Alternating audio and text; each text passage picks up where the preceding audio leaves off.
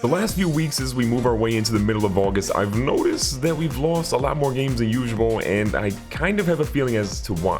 When we take a look at the injury report, there are two key injuries that I think are affecting us, and one of these guys is just coming off of it, but he's been battling it on and off. Eduardo Ortiz is coming off a shoulder tear. He's almost off the DL, but he has about 13 days left. The other big one, I think the biggest one that's impacting us, is Jacky Napier. This guy was up for the Cy Young at one point in the season.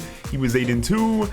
And now this man has 163 days left on the DL, so he's gone for the entire year. And I mean, look at the calendar this month. We lost the first 4 games of the season, then we won 3, then we lost 3, then we won 3, and then we lost 3. So I'm hoping here against the Yankees as we start this series that we can get ourselves a couple of W's here, because even though we're 73-45, our team is only 6 games ahead of the Cardinals right now. And if you remember, not too long ago, we were crushing it. We're 4-6 in our last 10. We've lost 3 straight. Kendall King has to turn this team around right now. So to try and right our wrongs, we're heading to the New York Yankees at Yankee Stadium, and Kendall historically has done well against his team. Let's just make sure that trend continues. He goes deep, maybe to right field, and gets the people to know that he is the best player in baseball. Look, Manny Machado's on the Yankees now, but he's nowhere close to Kendall's talent. Now today we're going to be facing Christopher Trout, who's basically 500 on the year, and he's got a 3.18 ERA. So the ERA is not bad, his record's but I think we're going to destroy this guy today. And you know, when Kendall comes up to bat, they're saying he leads the National League in average, home runs, and RBIs. And in case you were curious, he leads the entire major league in all 3 of those categories.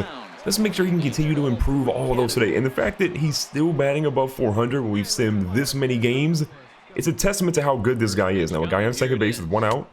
He's going to miss on that first pitch. He's going to take a ball. Ideally, Kendall would love to hit a home run off that Jumbotron in center field, but I doubt that's going to happen. So the next pitch is going to be high, and I don't really know why Kendall swung at that one. He had no business doing it, and that's kind of an embarrassing first at bat. We're going to look past Kendall's first at bat, and we're honestly just going to act like it didn't happen. So he's in the field now. This ball's going to hit right to him. He's got a chance to, you know, actually make a good play here. First part of the game was not good.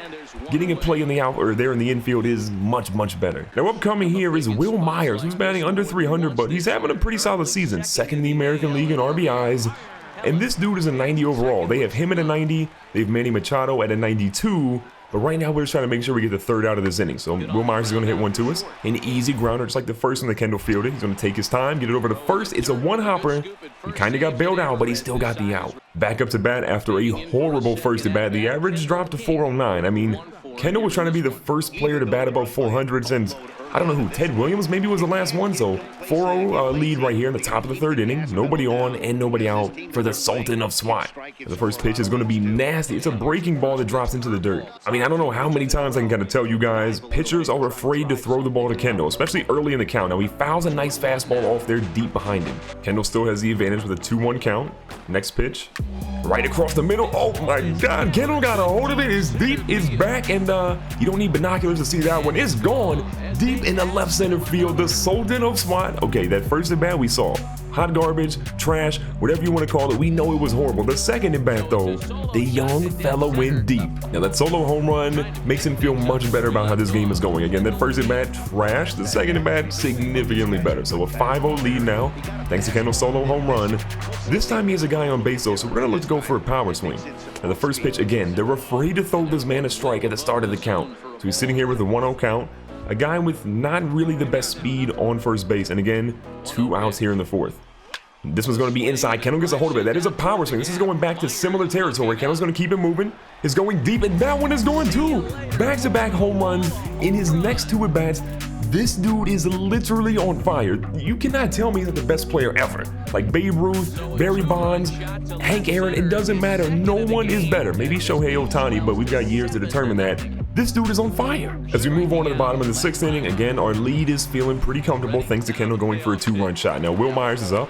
We're going to try and get a nice little double play here. We flip it to second, we flip it to first, and just like that, the inning is over. I can't imagine that Kendall goes 3 home runs in one game at Yankee Stadium, right? Like I told you guys, he historically does well here, but 3 home runs in one game? That's kind of crazy. Now, the unfortunate thing for Kendall is there's actually nobody on, and he does have showtime, but I think we're going to hold off on that until we get more guys on base. And you can see the bullpen there, like, get somebody in here right now to face this dude. It honestly feels like the Yankees just know that Kendall's trying to hit another home run here. So the next pitch Inside, he's going to drill it to the third baseman. Machado can't take the heat. I mean, if you're going to play the hot corner, you got to be able to take the heat. And Kendall says, not so fast, young fella. Up to bat now is Anthony Rizzo, who is an abysmal 0-for-3 on the day. But look, you got Kendall on base. He's going to try and get a stolen base or two here. Rizzo, just be great.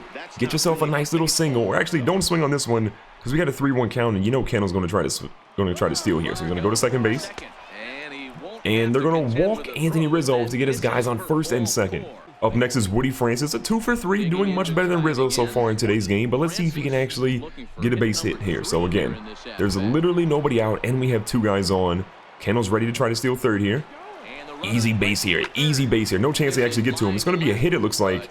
That one is going to be caught, and unfortunately, Kendall's going to get tagged up here. Oh, it's going to be close. Yeah, they got him on the easy double play. Not his best base running of all time. 3 for 4. 2 home runs, a single, 3 RBIs. The batting average is up about 3 points so far in today's game.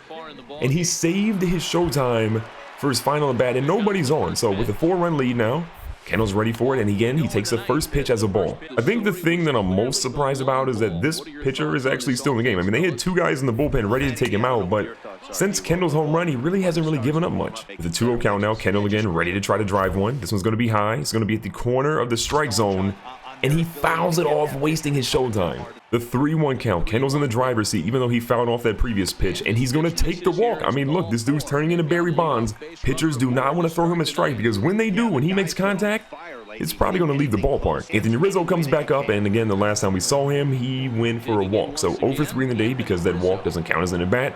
Nobody out, and Kendall King trying to steal a base here. He's going to try to go. They go for a slide step. Kendall's going to see something. It's going deep. This is going back.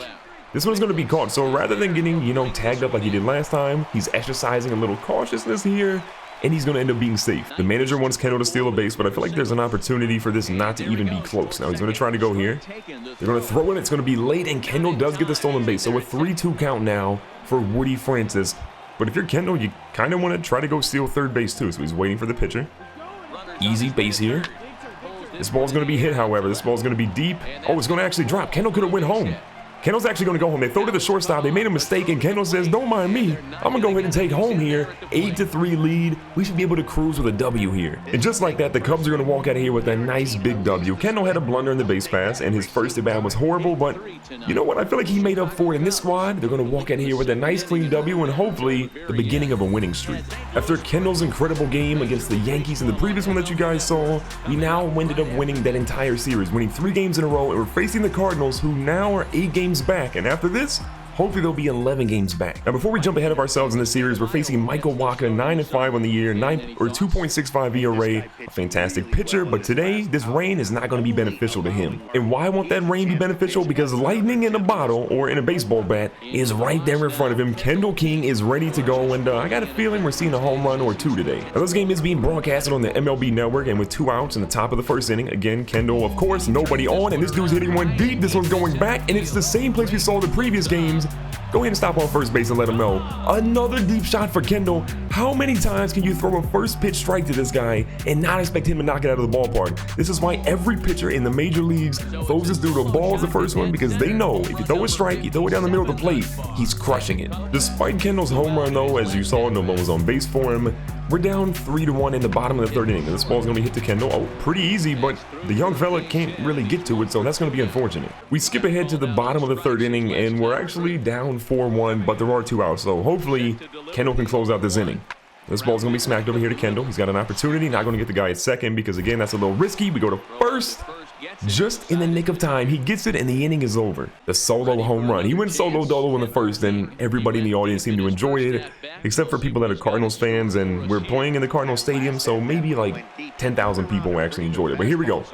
Top of the 4th inning, nobody on and 1 out.